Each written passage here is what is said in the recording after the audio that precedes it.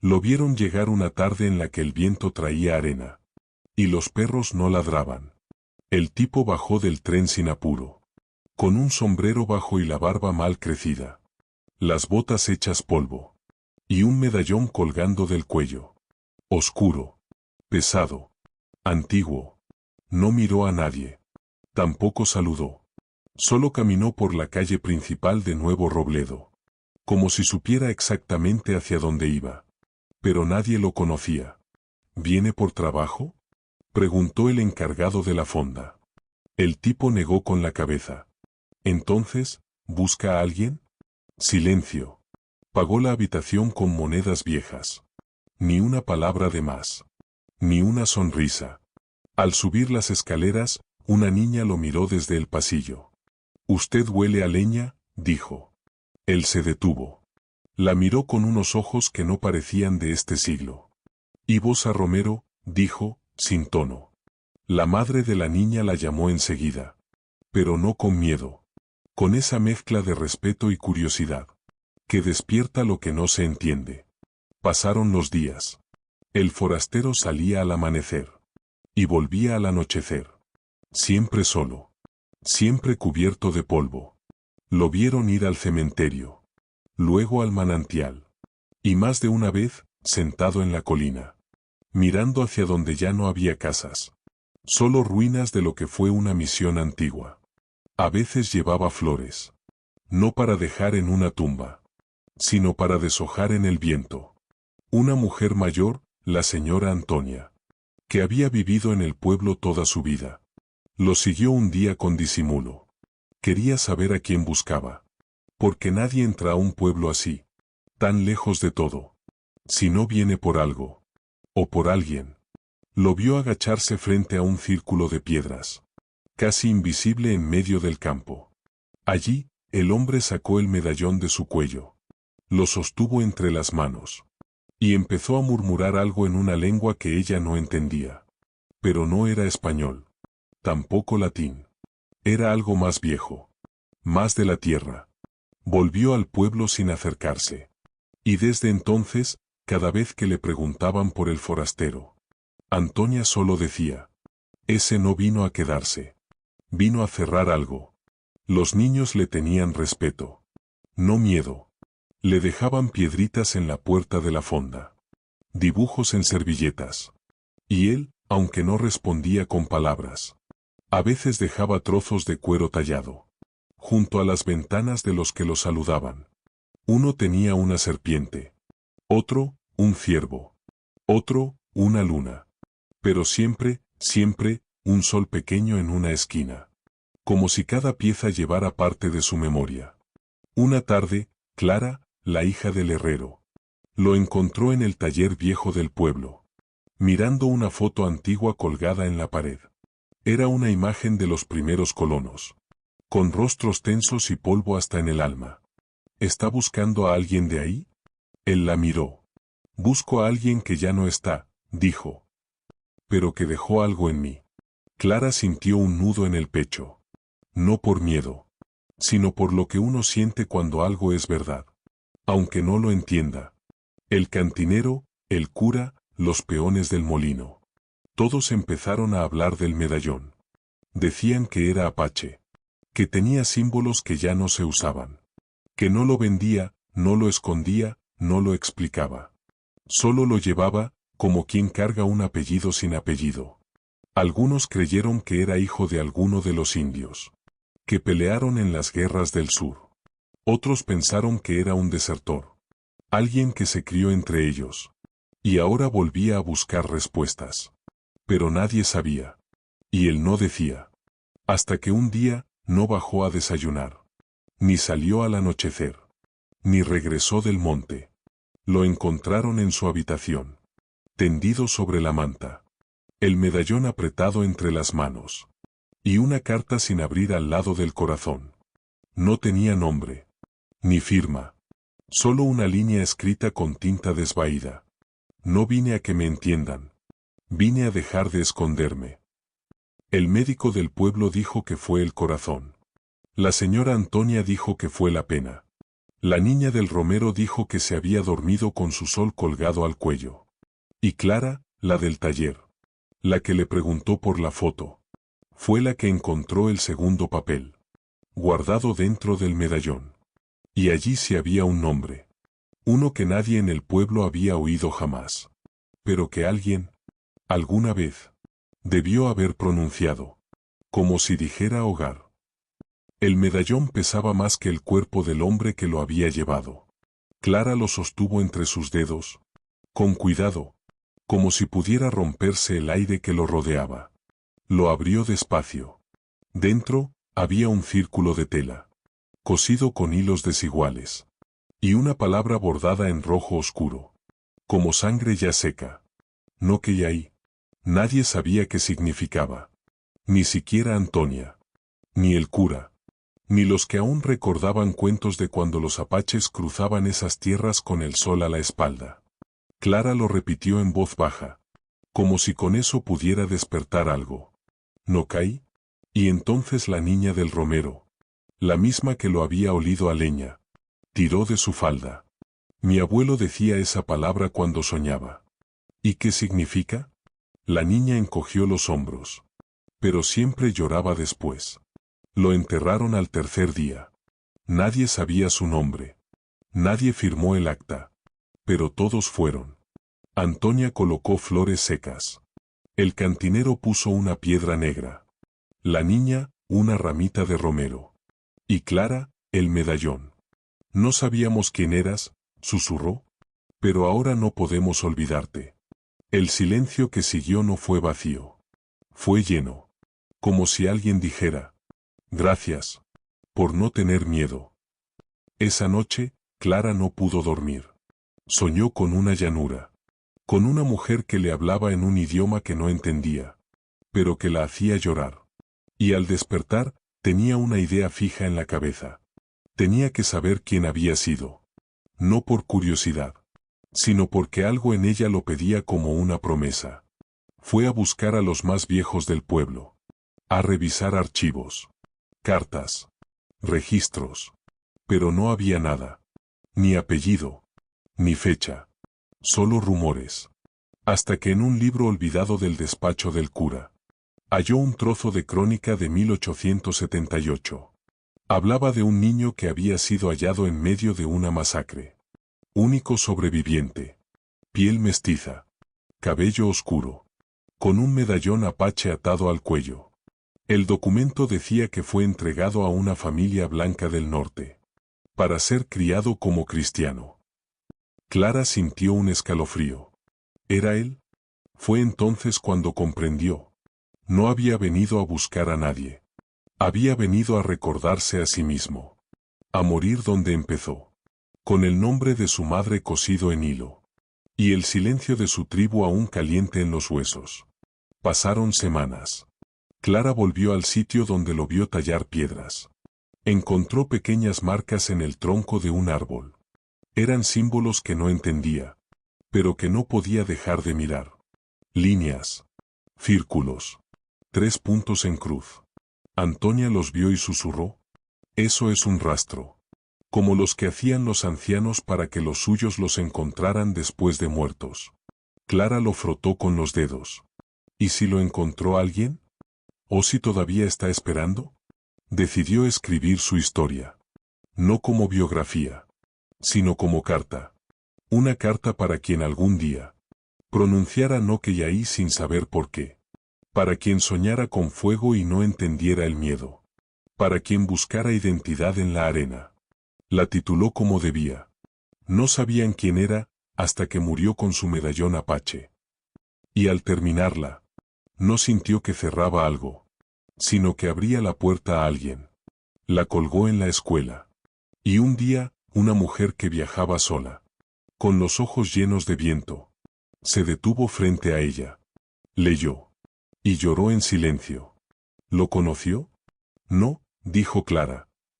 Pero él nos conoció a todos. Y en la cara de la mujer, Clara vio lo que había visto en el rostro del forastero el primer día. Ese gesto que no se puede fingir. El de quien vuelve. Aunque nadie lo esté esperando. Había una casa en las afueras del pueblo. Vieja. De esas que parecen haber estado ahí antes de que llegaran las personas. Las vigas retorcidas. Las ventanas con telas de araña como cortinas. Y en el porche, una mecedora rota que todavía crujía con el viento. Allí vivía Lucinda. Una mujer a la que nadie veía desde hacía años. No porque no saliera, sino porque muchos fingían que no estaba. Tenía fama de bruja. De medio india. De saber cosas que los demás no querían saber. Pero cuando Clara empezó a buscar rastros del hombre del medallón, alguien le dijo: pregúntale a Lucinda. Ella guarda cosas. Como quien guarda fuego sin quemarse. Clara fue un atardecer. Llevaba pan caliente y un cuaderno bajo el brazo. Lucinda la dejó pasar sin preguntar. Como si ya supiera que iba a ir. Vengo por el hombre que murió en la fonda, dijo Clara. Lucinda no se sorprendió. Sirvió café. Y puso sobre la mesa una caja envuelta en tela negra. ¿Lo conociste? Lucinda negó con la cabeza. Pero soñé con él. Mucho antes de que llegara. Soñé con su madre. ¿Su madre? Lucinda sacó de la caja un retrato partido. Era una mujer joven, con trenzas gruesas y mirada de fuego. Llevaba un medallón idéntico al que Clara había encontrado. ¿Quién es ella? Se llamaba Sani. Era apache. Del norte. Hija de curandera y nacida en Luna Roja. Lucinda contaba despacio. Como si cada palabra tuviera que cruzar un río antes de salir. Dijo que Sani había sido raptada cuando tenía 16. Que estuvo cautiva en un fuerte durante 3 inviernos. Pero que escapó. Y al regresar, ya no hablaba. Solo bordaba nombres. En mantas. En cintas. En telas que colgaba de los árboles. Una de esas decía, no que ahí. ¿Y qué significa? Lucinda miró a Clara largo rato. Es una palabra que no se traduce. Pero se siente. Es algo entre hijo, camino, llama que no se apaga. Clara sintió un nudo en el estómago. ¿Ella era su madre? Lucinda asintió. Y fue ella quien le dejó el medallón. ¿Cómo sabes eso? Lucinda abrió la palma. Tenía una marca en la piel, como un pequeño sol cicatrizado. Porque yo soy nieta de Sani. La caja también contenía una carta. Una que nunca llegó a su destino. Asterisco, a quien un día despierte con el pecho ardiendo y no sepa por qué. A quien no tema recordar a quienes fueron enterrados sin nombre. A quien lleve un medallón sin saber su peso. Yo te dejo mi hilo. No para que lo sigas. Sino para que no olvides de dónde arde tu sangre. Asterisco. Clara no dijo nada durante un largo rato. Solo miraba la fotografía de Sani. Y por primera vez, entendía. El forastero no vino a descubrir. Vino a entregar. A dejar en tierra firme algo que no se podía seguir cargando solo. Un nombre. Una historia. Una raíz. Lucinda la miró con ternura áspera. ¿Sabes por qué no firmó la carta? Clara negó. Porque en su mundo, uno no escribe quién es. Uno demuestra quién fue. Cuando deja de ocultarse. De vuelta en el pueblo, Clara pasó por el lugar donde lo enterraron. Ahora tenía una cruz sencilla. Pero seguía sin nombre. Ese día, por primera vez, dejó algo más. La fotografía de Sani, protegida bajo cristal. Atada con un lazo rojo. Y una piedra con la palabra bordada en hilo grueso. No que ahí. Y el viento sopló suave. No como advertencia. Sino como respuesta. La historia se esparció sin querer. No por chismes. Ni por morbo. Sino como esas verdades que no se pueden guardar mucho tiempo en un solo cuerpo. Los niños empezaron a dejar piedritas no solo en la tumba. Sino también en los marcos de las puertas. Como si quisieran marcar el paso de alguien importante. El cantinero dibujó en una tabla el símbolo que Clara había bordado. 3 puntos cruzados. Rodeados por un círculo de hilo rojo. Lo colgó en la entrada. Sin decir palabra. Y desde entonces, cada vez que alguien nuevo entraba al pueblo, preguntaba, ¿qué significa eso? Y alguien, siempre alguien, respondía. Significa que aquí ya nadie olvida lo que antes se callaba. Clara no podía dejar de pensar en el niño de la masacre. En el joven mestizo criado por una familia blanca. En el hombre silencioso que murió sin contar su historia. Pero que la dejó regada en símbolos. En gestos. En bordados. En miradas que hablaban más que 1000 voces. Decidió volver al lugar donde Lucinda había mencionado que Sani vivió sus últimos días. Estaba lejos. En la frontera sur. Donde ya no quedaban tribus visibles. Solo susurros en la piedra. Y cenizas en el barro. Viajó con poco. Una libreta, una cuerda, y el medallón que había guardado tras el entierro. Tardó días en llegar. El lugar era seco. Polvoriento. Un silencio que no era vacío. Sino espeso. Como si lo que allí había pasado aún flotara en el aire. Esperando que alguien lo escuchara. Preguntó por Sani en una aldea de adobe. Una anciana la miró sin pestañear. ¿Sani? ¿La que bordaba canciones en tela rota? Sí. Aquí la vimos. Una vez. Cuando yo era niña. ¿Murió aquí? No. Se fue con el viento. Como hacen los que no quieren que los entierren. Sino que los recuerden caminando. La anciana le mostró un sitio. Una cueva baja en el barranco. Allí Sani dormía. Decía. Y allí, en la roca. Clara vio marcas iguales a las que el forastero dejaba en las maderas. Círculos. Trazos suaves. Símbolos de paso. De tránsito. De quien dice, aquí estuve, no para que me sigas, sino para que no olvides. Pasó la noche allí. Encendió un fuego pequeño. Abrió el medallón. Y por primera vez, no le pidió al pasado respuestas. Solo lo escuchó. En el crujido de la leña. En el aullido del viento. En el temblor leve de la tierra que respiraba aún la memoria de los que no tuvieron tumba. Al amanecer, antes de irse, Clara escribió en su libreta. Hay historias que no buscan ser entendidas. Solo necesitan que alguien las lleve un rato. Para que no se pierdan con el polvo. Y junto a la entrada de la cueva, colocó una piedra tallada. No decía nombres. Ni fechas. Solo la palabra. No que ya ahí. Regresó al pueblo diferente. No más sabia. Ni más fuerte. Solo, más cerca. De algo que no tenía forma. Pero que latía. El viento la recibía como si supiera su nombre. Y la cruz del forastero ahora tenía flores sin que nadie las llevara. Lucinda le dijo. ¿Lo ves? No se trata de saber quién era él. Sino de que ahora alguien más puede saber quién es.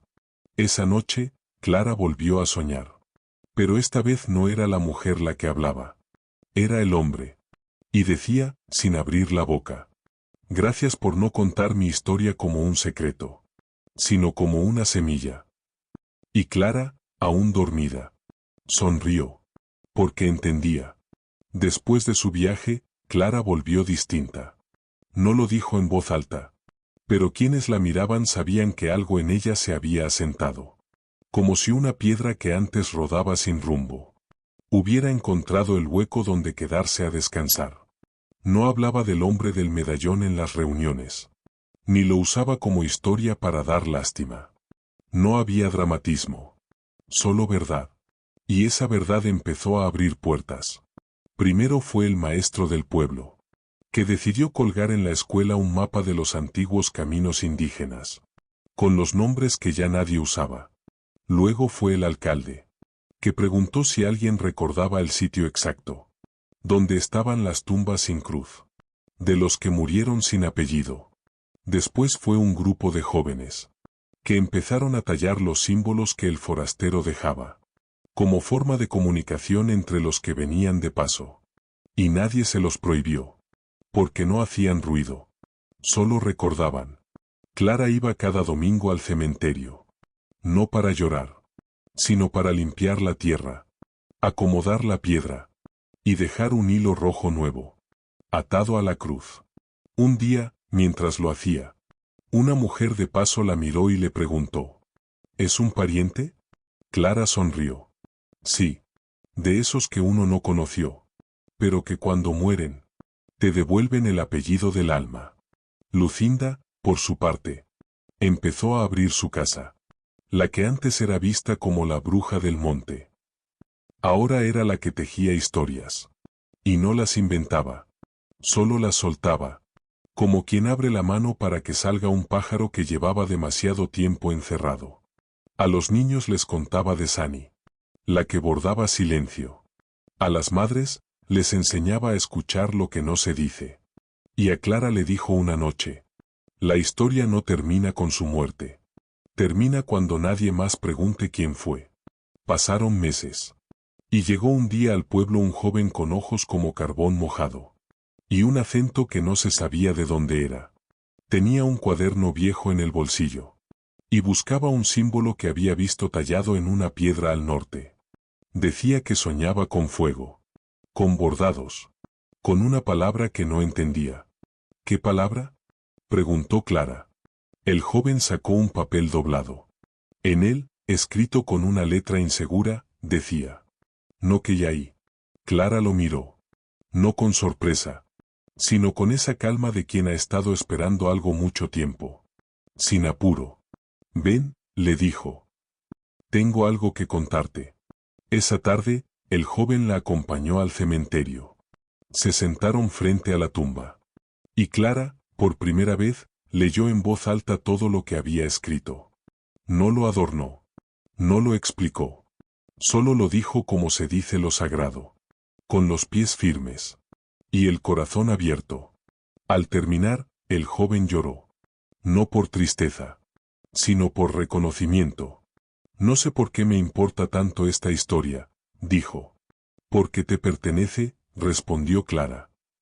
Aunque no sepas aún de qué parte. Días después, el joven se fue. Dejó una piedra en la tumba. Y un hilo azul atado a la cruz. No volvió. Pero otros llegaron. Una mujer con trenzas y ojos verdes. Un hombre mayor con cicatrices en los brazos y dibujos en el alma. Una niña que decía tener sueños con un hombre que olía a leña y hablaba sin hablar. Todos distintos. Todos llevaban algo en común. Buscaban a alguien que no conocieron, pero que los conocía a ellos desde antes. Y así, el hombre del medallón. Aquel sin nombre, sin palabras, sin historia escrita, se volvió raíz de muchas cosas.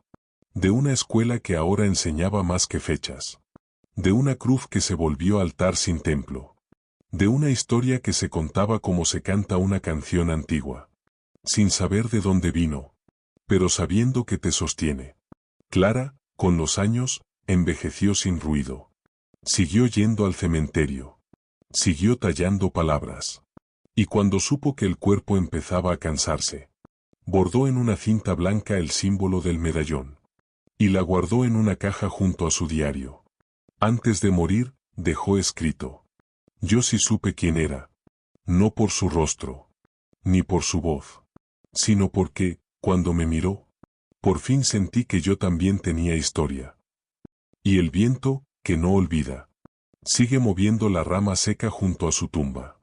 Sigue tocando el hilo rojo como quien toca una campana de tierra. Y repite, con voz suave, con voz de fuego y barro: no que ya ahí, no que ya ahí, no que ya ahí. El invierno llegó despacio, como si no quisiera interrumpir el silencio que el forastero había dejado. Las noches se volvieron más largas. Y en el pueblo, la gente comenzó a hablar de él. Como se habla de alguien que no se ha ido del todo. El maestro colocó una nueva página en la pizarra. Una palabra grande escrita con tiza blanca sobre fondo oscuro. No que ya ahí. Y debajo. Hay nombres que no se heredan por sangre, sino por memoria. Una tarde, Clara caminaba por el camino viejo hacia el arroyo. El mismo por donde el forastero solía pasar. Cuando nadie sabía aún por qué había venido. Llevaba consigo un cuaderno. Y un puñado de semillas. No iba a sembrar nada. Solo quería dejarlas ahí. Como quien entrega lo que no necesita brotar para crecer. En la orilla del arroyo, encontró algo extraño. Un dibujo. Hecho con carbón, sobre una roca lisa. Era reciente. Un círculo. Un ave. Una cruz invertida. Clara lo reconoció. Era un símbolo de paso. Uno que Lucinda le había mostrado en su día. Un rastro que los antiguos dejaban para señalar que alguien se había ido. Pero que volvería. Esa noche fue a ver a Lucinda. ¿Alguien volvió?, preguntó. La anciana se frotó las manos con lentitud. Nunca se fueron todos, Clara.